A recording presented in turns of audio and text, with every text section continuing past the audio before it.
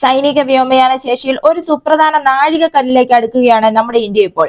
അടുത്ത 2-3 മാസത്തിനുള്ളിൽ ശക്തമായ ഒരു 6ാം തലമുറ യുദ്ധവിമാന എഞ്ചിനാണ് ഇന്ത്യയിലേക്ക് എത്താൻ പോകുന്നത്. 2025 ഏപ്രിൽ 13-ന് DRDOയുടെ ചെയർമാൻ ഡോക്ടർ സമീർ വി കാമത്താണ് ഈ വികസനം ഇപ്പോൾ സ്ഥിരീകരിച്ചിരിക്കുന്നത്. അതായത് ഒരു 6ാം തലമുറ യുദ്ധവിമാന എഞ്ചിന്റെ സംയുക്ത വികസനത്തിനുള്ള പങ്കാളിത്ത കരാർ അന്തിമമാകാൻ പോവുകയാണ്. ആന്ധ്രാപ്രദേശിലെ കുർണൂലിൽ നടന്ന ഒരു പ്രതിരോധ സാങ്കേതിക പരിപാടിയിൽ സംസാരിക്കവെയാണ് അഭിമാനകരമായി ഈ പദ്ധതിക്കായി മത്സരിക്കുന്ന 4 അന്താരാഷ്ട്ര ബഹിരാകാശ സ്ഥാപനങ്ങളുമായി ചർച്ചകൾ അവസാന ഘട്ടത്തിലാണെന്ന് ഡോക്ടർ കാമത്ത് പറഞ്ഞത്.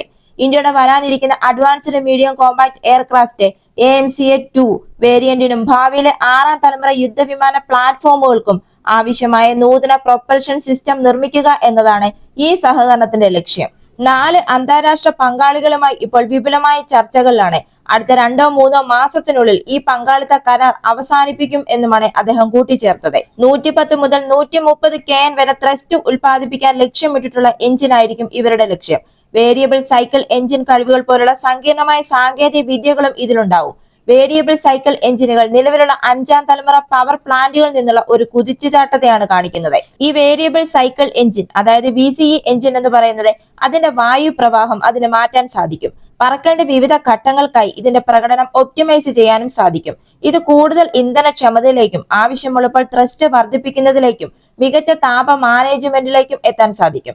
ഇത് ഡയറക്ടർ എനർജി ആയുധങ്ങൾ പോലുള്ള ഭാവി സംവിധാനങ്ങൾ സംയോജിപ്പിക്കുന്നതിന് അത്യന്താപേക്ഷിതമാണ്. അമേരിക്കയുടെ നെക്സ്റ്റ് ജനറേഷൻ എയർ ഡോമിനൻസ്, ചൈനയുടെ വികസിച്ചുകൊണ്ടിരിക്കുന്ന JXX പ്രോഗ്രാമുകൾ പോലുള്ള ആഗോള എതിരാളികൾക്കെതിരെ AMCയുടെയും തുടർന്നുള്ള ഇന്ത്യൻ യുദ്ധവിമാനങ്ങളുടെയും മത്സരശേഷി ഉറപ്പാക്കുന്നതിന് ഈ സവിശേഷതകൾ അത്യാവശ്യമാണ്. ഇപ്പോൾ ഈ 6ാം തലമുറ എഞ്ചിന്റെ സഹകരണത്തിന് വേണ്ടി എത്തിയിരിക്കുന്ന 4 അന്താരാഷ്ട്ര കമ്പനികൾ ഏതൊക്കെയാണെന്ന് നോക്കുകയാണെങ്കിൽ ഫ്രാൻസിന്റെ സഫ്രാൻ, അമേരിക്കയുടെ ജനറൽ ഇലക്ട്രിക്, UK-യുടെ റോൾസ് റോയ്സ്, അതുപോലെ റഷ്യയുടെ NBO സാറ്റേൺ എന്നിവയാണ്.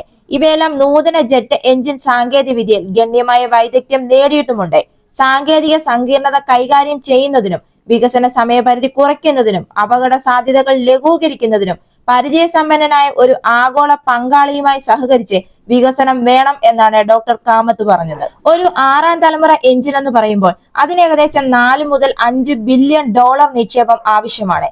ഒരു ആഗോള നേതാവുമായി പങ്കാളിത്തം പുലർത്തുന്നത് ചിലവ് പങ്കിടുന്നതിന് സഹായകമാകും. ഈ ചിലവ് പങ്കിടൽ ഈ എഞ്ചിന്റെ പുരോഗതി വികസനം വേഗത്തിൽ കൈവരിക്കുന്നതിന് സാധിക്കും.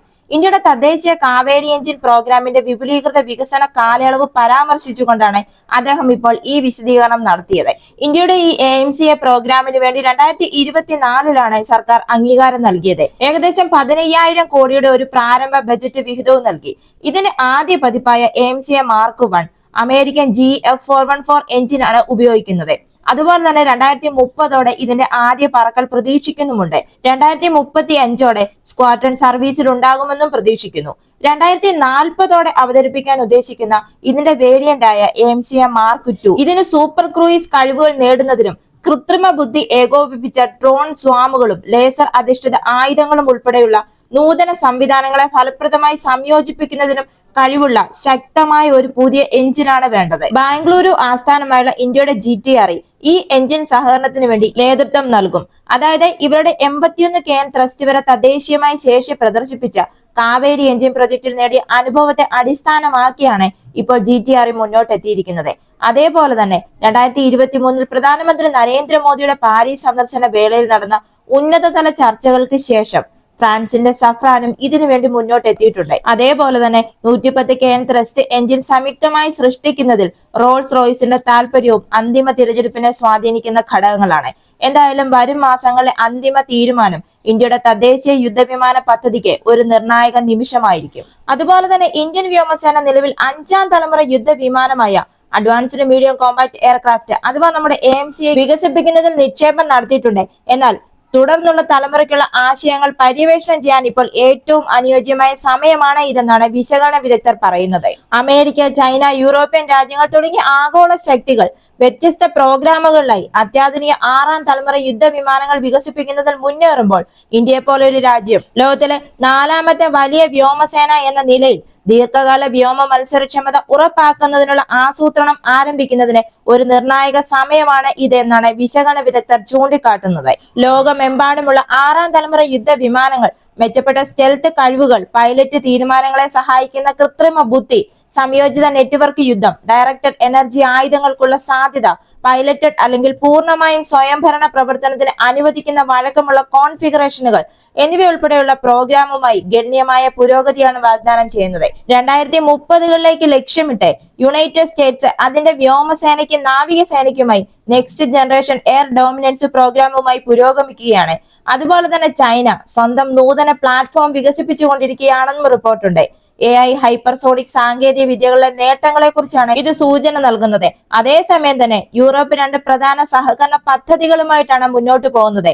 ഫ്രാൻസ്, ജർമ്മനി, സ്പെയിൻ എന്നിവരുടെ നേതൃത്വത്തിലുള്ള future Kombat air system, UK, Italy, Japan എന്നിവ ഉൾപ്പെടുന്ന ടെമ്പസ്റ്റ് പ്രോഗ്രാം. ഇവ രണ്ടും മോഡുലാർ ഡിസൈനുകളും ഡ്രോൺ കൂട്ടങ്ങളുടെ സംയോജനവും പര്യവേഷണം ചെയ്യുന്നു. സ്റ്റെൽത്തിന് ഫ്യൂസ്ഡ് സെൻസർ ഡേറ്റയ്ക്കുമാണ് 5ാം തലമുറ യുദ്ധവിമാനങ്ങൾ പ്രാധാന്യം നൽകിയിരുന്നത് എങ്കിൽ വ്യത്യസ്തമായി 6ാം തലമുറ യുദ്ധവിമാനങ്ങൾ ലോയൽ വിഗ്മാൻ എന്ന് വിളിക്കപ്പെടുന്ന സ്വയംഭരണ ഡ്രോൺ കൂട്ടാളികൾ, ബഹിരാകാശ അധിഷ്ഠിത ആസികൾ, ഡയറക്റ്റഡ് എനർജി വെപ്പൺസ് എന്നിവയ്ക്കാണ് പ്രാധാന്യം നൽകുന്നത്.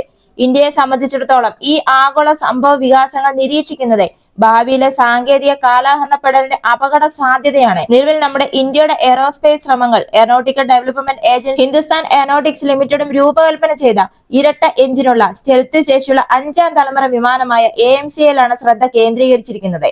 സൂപ്പർ ക്രൂയിസ്, അത്യാധുനിക ഏവിയോണിക്സ്, തദ്ദേശീയ റഡാർ സംവിധാനങ്ങൾ എന്നിവ ഉൾക്കൊള്ളുന്ന ഒരു ആധുനികവും വൈവിധ്യമാർന്നതുമായ ഒരു യുദ്ധ വിമാനം വ്യോമസേനയ്ക്ക് നൽകുക എന്നതാണ് ഇതിന്റെ ലക്ഷ്യം. എന്നാൽ ഈ AMC എന്ന് പറയുന്നത് ഇന്ത്യയുടെ തദ്ദേശീയ പ്രതിരോധ ശേഷിയിൽ ഒരു സുപ്രധാന ചുവടുവയ്പാണ് എങ്കിലും അതിന്റെ പ്രൊജക്ട് സർവീസ് എൻട്രി തീയതി അർത്ഥമാക്കുന്നത് മറ്റു രാജ്യങ്ങൾ വികസിപ്പിച്ചെടുത്ത 6ാം തലമുറ യുദ്ധ വിമാനങ്ങൾ ഇതിനകം തന്നെ പ്രവർത്തനക്ഷമമായേക്കാം എന്നാണ്. അതായത് മറ്റു രാജ്യങ്ങളുടെ 6ാം തലമുറ യുദ്ധവിമാനം പ്രവർത്തനമായതിനു ശേഷമായിരിക്കും ഇന്ത്യയുടെ 5ാം തലമുറ യുദ്ധവിമാനമായ AMCയെ യാഥാർത്ഥ്യമാകുന്നത് എന്ന്.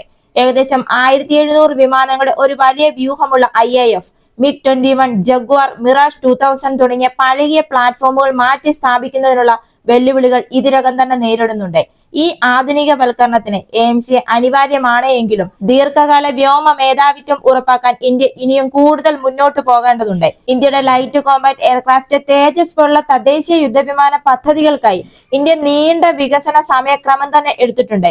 ഇന്ത്യയുടെ ഇപ്പോഴത്തെ ഈ AMC പദ്ധതി പുരോഗമിക്കുമ്പോൾ AI, quantum computing, advanced material, directed energy തുടങ്ങി 6ാം തലമുറ സാങ്കേതിക വിദ്യകളിൽ ഇപ്പോൾ തന്നെ ഗവേഷണം ആരംഭിക്കുന്നത് അല്ലെങ്കിൽ ഈ സാങ്കേതിക വിദ്യകൾ ഇന്ത്യയുടെ AMC പ്രോഗ്രാമിൽ ഉൾപ്പെടുത്തുന്നത് അത്യാധുനിക സാങ്കേതിക വിദ്യ നാളത്തെ നിലവാരമാകുമ്പോൾ ഭാവിയിലെ ശേഷി വിടവ് തടയാൻ ഇതിന് കഴിയും. അതുപോലെ തന്നെ ഈ 6ാം തലമുറയ്ക്ക് വേണ്ടി ഒരു ആഭ്യന്തര സംരംഭം സജീവമായി പിന്തുടരുന്നത് അന്താരാഷ്ട്ര സഹകരണങ്ങൾ ഇന്ത്യയുടെ സ്ഥാനം വർദ്ധിപ്പിക്കും. കൂടാതെ ഈ മേഖലയിൽ ഇതിനകം തന്നെ വൻതോതിൽ നിക്ഷേപം നടത്തുന്ന അമേരിക്ക, UK, ഫ്രാൻസ് പോലുള്ള പങ്കാളികളുമായി സാങ്കേതിക വിദ്യ പങ്കിടാനും സാധിക്കും. ടെമ്പസ്റ്റ് പ്രോഗ്രാമിലെ ഇന്ത്യയുടെ നിലവിലെ നിരീക്ഷക പദവിയെ അടിസ്ഥാനമാക്കി ഇത് പ്രവർത്തിക്കുകയും ചെയ്യും. അതുകൊണ്ട് തന്നെ ചർച്ചകളിൽ കൂടുതൽ സ്വാധീനം ചെലുത്താനും ഇന്ത്യക്ക് സാധിക്കും. അതുകൊണ്ട് തന്നെ തുടർന്നുള്ള തലമുറയ്ക്കുള്ള, അതായത് 6ാം തലമുറയ്ക്കുള്ള ആശയങ്ങൾ പര്യവേഷണം ചെയ്യാൻ ഇപ്പോൾ ഏറ്റവും അനുയോജ്യമായ സമയമാണ് ഇതെന്നാണ് വിശകലന വിദഗ്ധർ ചൂണ്ടിക്കാട്ടുന്നത്. ഈ വീഡിയോ നിങ്ങൾക്ക് ഇഷ്ടമായെങ്കിൽ മറക്കാതെ തന്നെ ഈ ചാനൽ സബ്സ്ക്രൈബ് ചെയ്യുക, ഒരു ലൈക്ക് തരിക. അടുത്ത വീഡിയോയുമായി വീണ്ടും കാണാം.